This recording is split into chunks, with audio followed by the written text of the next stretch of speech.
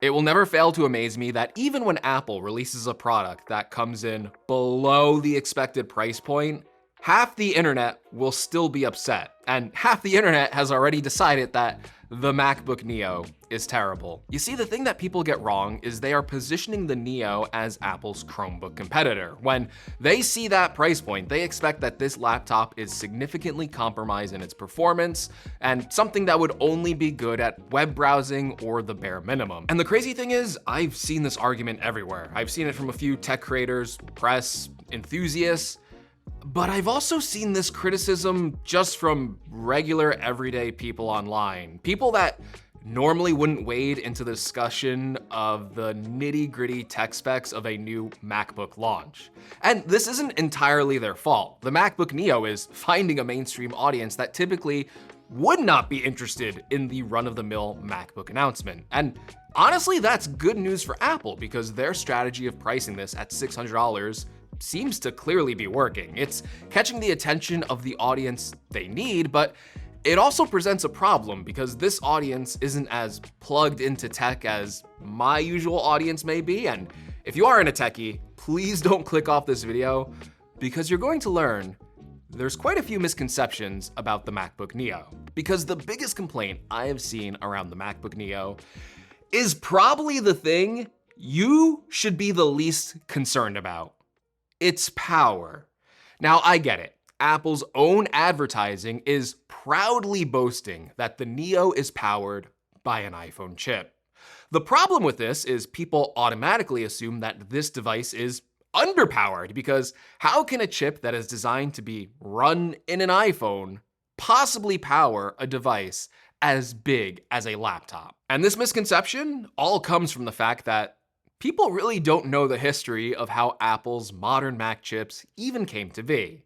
Because the modern MacBook Air, the one that receives all the rave reviews for being reliable, fast, and having excellent battery life, that's all because the chip it's using didn't start off as a Mac chip.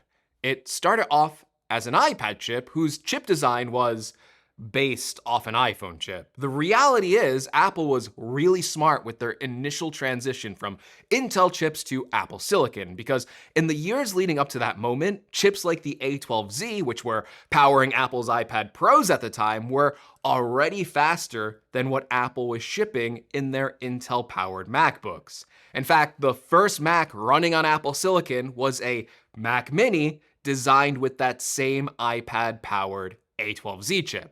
When Apple finally showed off the first Apple Silicon Macs, they introduced it as coming with a new M1 chip. M obviously standing for more powerful than you will ever need. Or maybe it stood for Mac. I don't really know. Because of that name switch, what people easily forget is that the Mac-designed M1 chip was in reality just an iPad chip based off an iPhone chip with different branding. A genius marketing move by Apple, and because it was more powerful than the Intel chip it replaced, well, no one really cared if it was originally an iPad chip. And that brings us to the A18 Pro chip. The iPhone chip that is now in the MacBook Neo. Yes, this is how Apple gets you. This is how they take your hard-earned $600 and rip you off. Because in multi-core CPU performance, it's more powerful than the original M1 MacBook Air. Well, you know what? It's 2026, and you should expect better out of a $600 laptop. That's why it's completely embarrassing when you look at the single-core CPU performance and realize that it's more powerful than a $6,000 Mac Pro and more powerful than the M3 Ultra and the Mac Studio? Okay, well surely this $600 MacBook is still not going to deliver the same levels of value and performance that you can get with a Windows laptop for the same price. I mean, you are paying extra money just to have the pleasure of that Apple logo on the back. Oh, come on! Okay, there's gotta be a catch somewhere, right? There's gotta be GPU. No, okay. Memory! Oh, here we go. Only 8 gigabytes of memory in 2026. Apple, are you kidding me? You're only gonna be able to open one app at a time and forget doing anything worthwhile like video editing. That's the only important thing that people do. Okay, well, that's another misconception where I think a lot of people are going to be surprised by the MacBook Neo. Now, while I have not tested this laptop, and by all means, you should take what I say with a huge grain of salt because I have not tested it, but considering that at one point I have used M1 machines with 8 gigabytes of memory that are on paper weaker than the MacBook Neo, I was able to do basic web browsing, word processing, emails, and all the other stuff you might do at a typical soul-sucking office job, but I was also able to edit podcasts, photos, and yes, even 4K video timelines on an 8 gigabyte machine. That goes to show you that the Neo is going to be a lot more capable than you think it is. Based on what I can see, it is going to run laps around similarly priced Windows laptops, Chromebooks, and it might even hold up against more expensive Macs that you could have bought just a few years ago. Am I saying this MacBook Neo is the machine to buy if you are already planning on doing these more intensive tasks, or if you make money doing any sort of professional workflow? No, I am not saying that, but it is a machine you might buy to do the basics, and one day you decide, what if I want to edit a YouTube video? Well, yeah, it should be capable of that.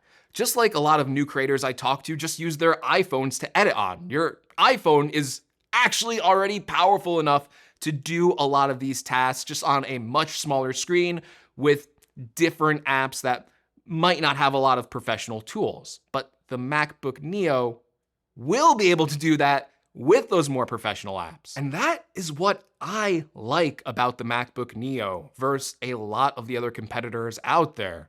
The Neo will be powerful enough to start people down a creative path and should offer a good enough experience to get started on a lot of these things. I actually think that prospect is super exciting.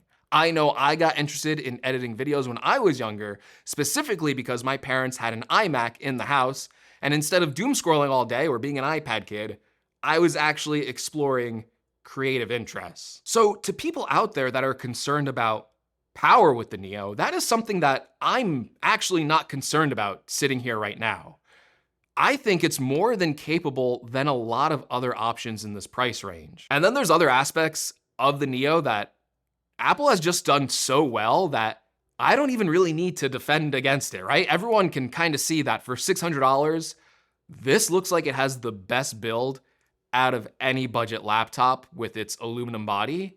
And it comes in fun colors that people want. Like, I have seen so many posts from girls venting that they want the pink model, even though they already own a more powerful MacBook Air. Like, from their perspective, the gotcha that Apple did is that they didn't release this product earlier so they could buy the MacBook Neo instead of the better computer they already own just because of the color. And I guess the price, like when you look at the fact that Apple is selling a $600 laptop, and if you bought a $1,000 laptop just a few months ago, it does kind of feel like a gotcha if you don't need the power of these latest M series chips. And spoiler alert, most people do not need the power that is in a modern day MacBook Air, which is kind of crazy to say. It is kind of hard to hate the MacBook Neo. Apple just has done so well on every aspect of this laptop. And while I think the worst thing I could say about it is maybe the port situation being a little confusing with one slow-powered USB 2 port, I have to say that initially I thought this would just be like a one-port laptop because really, if you were talking about the iPhone chip inside of it, that's kind of like the real limitation, is that the iPhone chip wasn't designed around having more ports. So it's not like power you should be concerned about. It's other capabilities like that where, okay, the MacBook Neo has to have a limited port selection because the iPhone just usually just comes with one port. But even if it's a slower port, I guess 2 is better than 1. So even that turned out better than at least I expected.